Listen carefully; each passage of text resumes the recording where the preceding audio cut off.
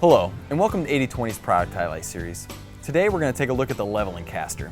This caster is great for applications that require level surfaces, but also may need to move from time to time. It's available in both fractional and metric, and across a wide range of profile series. This caster can be installed in the end of a profile or on the side of it. Regardless of how you decide to mount it, a base plate and a bolt assembly is required. More information on 80/20's recommended bolt assemblies can be found in the 80/20 product catalog.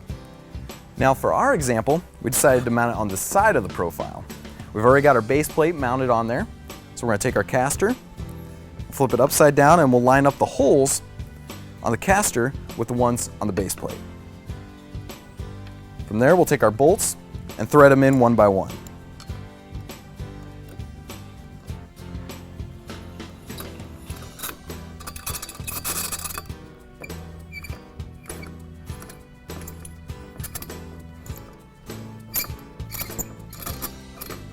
Now once we have those tightened down, the great feature about this caster is that when you need it to move, you can use the wheel on the back, and when you need a level surface, you just adjust the caster to lower the leveling foot,